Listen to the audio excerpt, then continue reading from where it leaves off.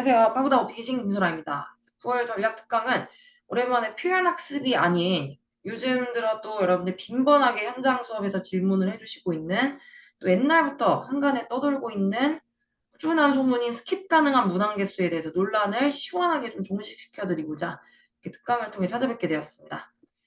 자, 이게 좀 안타까운 게 유튜브나 이제 기타 영상을 쉐어링할 수 있는 이제 플랫폼들의 물론 순기능들도 많지만 워낙에 또 검증되지 않은 데이터를 혹은 정보들을 누구나 쉽게 공유할 수 있는 이제 플랫폼이다 보니 시험을 얼마 남기지 않고 있는 마음이 급한 이제 수험생분들께서 솔깃할 만한 이제 정보들이 이제 많이 난무하고 있어요. 그래서 또 여러분들도 마음이 급하면 이제 그런 데 또 많이 휘둘리거나 이제 의존을 하게 되죠. 그래서 적은 노력으로 최대의 아웃풋을 이제 얻기 위해서 여러분들이 그런 것들을 열심히 검색해 본다라는 건 알고 있지만 결국에는 이제 전공법을 공부하지 않고 이제 요행을 너무 바라시다 보면은 그게 이제 결국엔 시간 낭비가 된다라는 걸 이제 체감해 보신 분들도 많으실 겁니다. 자, 어쨌든 핵심은 시험에 이제 접근하려면은 그 출제 의도를 이제 파악을 하시고 이제 정확한 데이터를 갖고 접근하는 것만이 즉 전공법을 파악하시고 제대로 공부하는 길만이 유일한 지름길이라는 걸 좀 알려드리고 싶고요. 결론부터 말씀드리자면 세네 개까지 스킵을 해도 된다라고 이제 종용을 하고 있거나 권장하고 있는 강의나 영상들이 많지만 저 같은 경우에는 개인적으로 권장을 드리지 않습니다. 이제 그분들이 맞고 틀리다라는 것에 대해서 이제 논하려고 하는 것이 아니라 제가 권장드리지 않는 객관적인 근거들을 설명드리려고 하는 겁니다. 자, 첫 번째 이제 근거는 우선 그 난이도를 5나 6, 즉 포맷 세 번째를 선택하는 것을 기준으로 말씀을 드렸을 때, 즉 목표가 상위 등급인 IHAL 기준이신 분들의 커리큘럼을 기반으로 말씀을 드렸을 때는 이 채점자들 기준에서 어드밴스드 펑션, 즉 심화적인 언어 기능이 있는지에 대한 충분한 지표값이 필요하거든요. 그래서 여러분들이 그 어드밴스드 태스크 아홉 문항에 대해서 이런 것들을 계속 누적해서 어떤 인상을 줘야지만 여러분들에게 높은 등급을 줄 수 있다라는 확정을 하게 됩니다. 그래서 이제 그런 인상을 충분히 이들이 획득을 하고 또 수집을 해야 되기 때문에 어드밴스 태스크를 아홉 문항이나 이제 주는 거거든요. 이게 아홉 문항인 이유가 있지 않을까요? 그렇지 않으면 뭐 두세 문항만 줄 수도 있겠죠.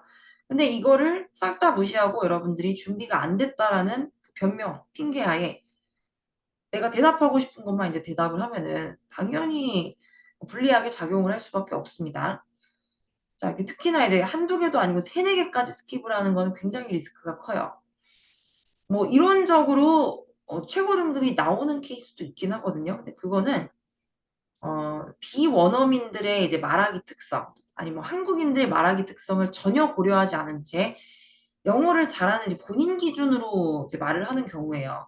즉, 제가 세네 개를 이제 스킵하는 경우는 이론적으로 IHA를 받을 수가 있어요. 뭐 나는 되고 여러분들 이게 내로남불이 아니라 영어에 대해서 이제 충분히 다른 태스크에서 그를 이제 상쇄시킬 만한 무언가를 이제 보여주거나 아니면 충분히 좋은 인상을 남기게 되는 경우에는 그 상쇄 효과 때문에 이제 등급을 이제 받을 수 있는 그런 이제 이론적인 케이스는 있다라는 뜻입니다. 자, 근데 그런 이제 예외적인 2, 3% 혹은 뭐 이제 굉장히 마이너한 확률을 여러분들이 이제 믿으시고 그렇게 리스크를 이제 감행하실 바에는 차라리 그 시간에 제가 이제 뭐라도 하나를 준비하라고 말씀을 드려요. 그 시간에 답변 하나를 차라리 더 보세요. 진짜 냉정하게 말씀을 드리면요. 저희 레이터들이 충분한 지표가 있어야지만 여러분들에게 특정 등급을 줄 수 있다라는 확신을 가질 수 있기 때문에 그 아홉 문항에 대해서 결국에는 성실하게 다 답변을 하는 경우 분명한 승산이 있는 건 확실합니다. 그리고 이제 발화량, 총 발화량도 점수에 기여를 많이 한다라는 거 수업 들으신 분들은 아시죠? 총 발화량이 보통 IHAL인 경우에 이제 2,000에서 3,000 단어를 상회해야지만 등급을 주는데 이걸 세네 개까지 스킵해버리면 어떻게 될까요? 다른 문항에서 이런 것들을 다 채워 나가셔야 돼요. 충당을 하셔야 되겠죠, 한마디로요. 근데 그게 생각보다 쉽지 않다라는 것을 답변을 하시게 되면서 아시게 될 겁니다. 분명히 체감하시게 될 거예요. 자, 그래서 최악의 경우에는요. 그래도 여러분들이 뭔가 이제 가이드라인을 드리면 좋기 때문에 뭐 스킵을 굳이 해야 된다. 그런 경우는 내가 이제 말을 하는 경우 득보다 실이 더 많은 경우라고 판단을 했을 경우에요, 현장에서. 그런 경우에 이제 가장 많이 어드밴스드 태스크에서 출제되는 경험 유형이 가장 많이 출제되거든요. 거기에서 한 문항 정도만 스킵을 하세요. 네. 제가 원래는 이제 스킵 자체를 옵션으로 권장드리지 않아요. 제 수업을 들으시는 분들한테. 뭐 스킵 얘기하면은 그 얘기도 못 꺼내게 만들어요. 그래서 그 시간에 차라리 이거 물어볼 시간에 하나라도 더 답변을 준비하세요라고 하거든요, 실제로. 그래서 한두 개까지만 이제 옵션으로 두시고, 아니, 두 개도 너무 많아요. 하나까지만 옵션으로 두시고, 발화량을 좀 충당을 한다라는 그런 이제 거시적인 목표 하에 성실하게 답변을 해주시기 바랍니다. 자, 두 번째 근거는 어드밴스 태스크가 두 가지가 있죠. 경험만 나오는 게 아니라 과거, 현재의 변화, 비교. 즉, 여러분들이 무언가 두 대상을 비교할 수 있다라는 인상을 줘야지만 최종적으로 상위 등급을 이제 부여할 수 있다라는 또 확신을 갖게 돼요. 레이터들 입장에서. 이 두 가지에 대한 태스크의 수행력을 입증해야 되는데 그걸 고려하지 않고 그냥 답변하고 싶은 것만 랜덤하게 하시고 3-4개를 스킵하게 되면 특정 태스크에 대해서 수행력이 제로가 되는 경우들도 있어요. 안 그래도 과거, 현재를 비교하는 유형들이 몇 안 나오는데 3-4개까지 스킵하는 경우에는 아주 높은 확률로 그 과거, 현재를 비교하는 유형을 전부 답변하지 않을 확률들이 높아진다는 것입니다. 그러면은 레이터들 입장에서는 어떻게 생각을 할까요? 아, 이 수험자는 과거와 현재를 비교하는 혹은 시제를 오가면서 변화를 나타내는 언어적 기능을 아직까지는 보유하고 있지 않구나. 그에 걸맞는 인터미디어 등급을 부여하게 됩니다. 그럼 뭐 이제 여러분들이 억울해하실 건 아니에요. 여러분들이 실제로 그 태스크를 수행하지 않았기 때문에 그 등급이 나오는 겁니다. 자, 다음 세 번째 이유는 포맷 세 번째. 아까 말씀드린 대로 난이도 5, 6을 선택하시는 경우 14, 15번이 차별화된 질문이 나오죠. 네, 좀 시사적인 관점에서 좀 무게가 있는 이야기들을 하도록 유도하는 질문들이 출제가 되는데 이게 이제 사실 파이널 관문이에요. 그래서 이 문턱을 넘어야지만 당신에게 IHA를 좀 더 확신 있게 줄 수 있어 라는 겁니다. 특히 이제 AL을 목표하시는 분들은 14, 15번이 당락을 좌우하는 세트잖아요. 이것을 또 고려하지 않고 여러분들이 준비가 안 됐다라는 그런 구차한 변명하에 전부 다 스킵을 하시게 되면은 결국엔 아까와 비슷해요. 아, 아직 이 수험자는 시사적인 내용에 대해서 본인에 대한 상대적으로 좀 무게감이 낮은 캐주얼한 이야기가 아닌 사회적인 이야기, 좀 중량감 있는 이야기에 대해서는 전혀 대응을 할 수 없는 상태이구나 라고 판단을 해서 또 그에 걸맞는 인터미디어 수준의 등급을 부여하게 되어 있습니다. 자, 14, 15번이 이 AL을 줄 수 있냐 없냐에 대한 가장 큰 척도가 되기 때문에 당연히 스킵을 하시면 불리하게 작용을 하죠.